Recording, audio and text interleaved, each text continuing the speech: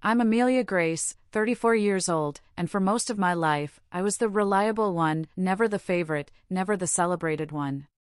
That gleaming title, that spotlight, eternally belonged to Vanessa, my older sister. She was the family's golden girl, even before I truly understood the meaning of favoritism. Vanessa married young, had 2 beautiful children, baked cookies from scratch, and posted perfect family pictures online, as if they were a declaration of flawless happiness. My parents adored her. Every word, every gesture from Vanessa was cherished, treasured. And me? I was just a tiny footnote, lost in their dazzling family ledger. A name mentioned, but rarely glorified. I chose a different path, single, independent, and, most importantly, financially responsible. I built a quiet, comfortable life on my own terms. I had savings, a career I loved, my work wasn't flashy, but it made me feel valuable.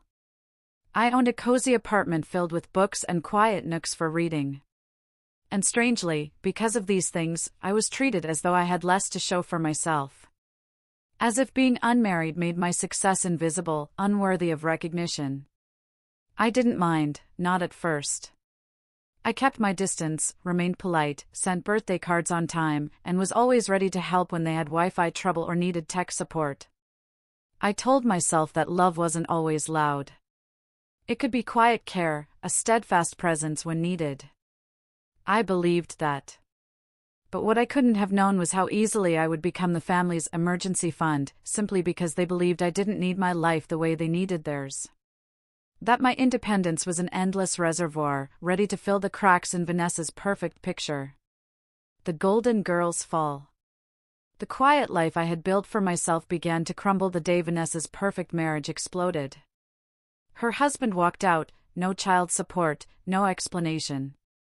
Just a chilling silence. And suddenly, the golden girl shattered. Vanessa fell into a deep pit of despair. She couldn't pick herself up. I watched her collapse, lost and unsure what to do with 2 small children and an uncertain future. I'm not one for empty platitudes. When I saw she needed help, I didn't hesitate. I stepped up. I paid for her attorney. I covered 6 months of her rent to ensure she and the kids had a stable place to live. I spent time looking after my nephews so she could have a moment, a little breathing room to try and piece her life back together. I did all of this in silence.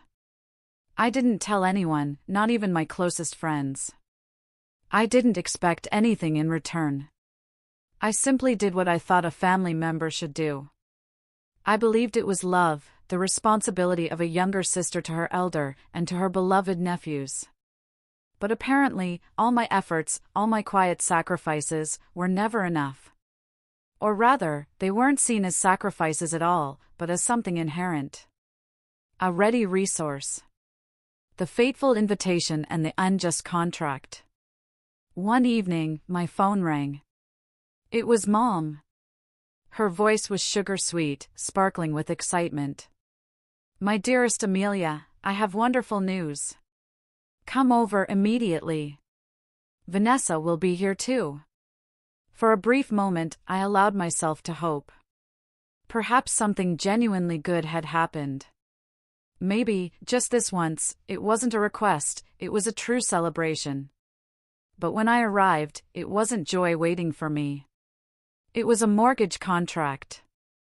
My parents had bought Vanessa a house, a rather large one, beyond her financial means, and even beyond theirs. And they, without a flicker of hesitation, expected me to take over the mortgage payments. Just like that. As if my years of careful saving, penny by penny, meant nothing. As if my life, because it didn't include a husband or children, was just an empty space, a reserve for them to fill with their own plans. I felt a shock, a coldness spreading through my body. I looked at the contract, then at my parents, and finally at Vanessa. She sat there, head bowed, not daring to look at me. I won't do it, I said. Not angrily. Not cruelly. Just a blunt refusal, without a hint of hesitation. No. That no wasn't just a word. It shuddered something profound.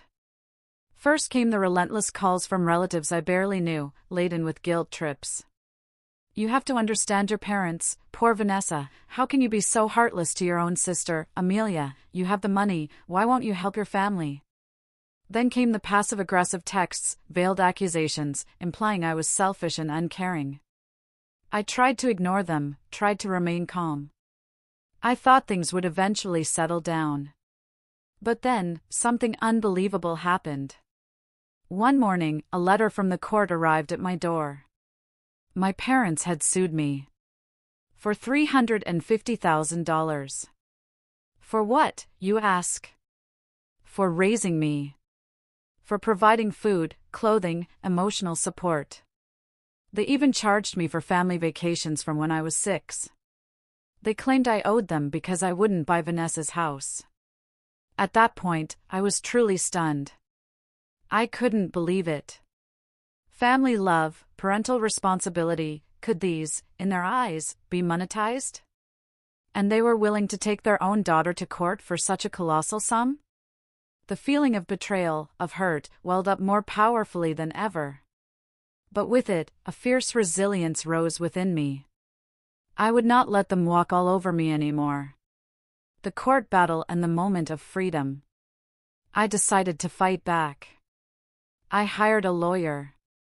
I began to gather evidence, every receipt, every bank transaction, every message, every proof of every dime I had given them and my sister over the years. I meticulously documented every time I paid for Vanessa's lawyer, every month of rent I had covered. I wanted to prove that I was neither ungrateful nor selfish. I had fulfilled my responsibilities, and then some. On the day of the trial, the atmosphere was suffocatingly tense. I saw my parents sitting opposite me, their faces cold and resolute. They looked me straight in the eye, and before the judge, they still insisted that what they were doing was fair. That because I had no children, I should contribute to someone else's future, specifically, to my sister's children, for Vanessa. I sat there, holding my breath, as the seasoned judge, in a calm but authoritative voice, asked the questions I had been screaming in silence for years. Why was it assumed I would pay? Why did they think guilt was currency? Why was family love priced in dollars? Those questions weren't just for my parents. They were for me, addressing all the doubts, all the pain I had buried. I felt a large knot in my heart slowly unraveling. When the judge ruled in my favor, I didn't celebrate. I didn't cry. I just felt free. A profound freedom, releasing me from the shackles of expectation, from the invisible burden named family. But it turns out, freedom doesn't always come with complete silence. A few months after the lawsuit, they tried again, this time asking my grandparents for an early inheritance to finish paying Vanessa's mortgage. I found out about this from my grandma, who still calls me every Sunday and sometimes brings me leftover pie and old photos from the attic. She had always been the one who understood me, the only one in the family who saw me as a whole person, not a shadow or a purse. When she told me, I just smiled faintly. I knew that was their final limit. Recently, I bought a small home of my own. It's quiet, detached from the noise and relentless expectations. The kitchen is a sunny yellow, just as I had long imagined, a color that brings warmth and peace. I adopted a gray tabby cat named Marlowe, who thinks the windowsill is his throne, and I love watching him bask in the sun. Every morning, I brew myself a cup of basil tea, inhaling its gentle aroma spreading through the kitchen. Every night, I lock the doors tight. And in that house, no one knocks, asking me for more than I can give, or demanding things that don't belong to them. Sometimes, I wonder if my nephews will ever hear my side of the story. Will they ever understand what their Aunt Amelia, who loves them dearly, had to go through? Sometimes, I think about what it means to be the one who says enough. I think about the courage it takes to set boundaries, to protect myself from further hurt. But I don't regret saying no, not anymore. Because peace, you see, is something you don't realize you're missing until it finally arrives, enveloping your life. And that feeling, it's worth more than any number, any sum of money, any title. It's everything.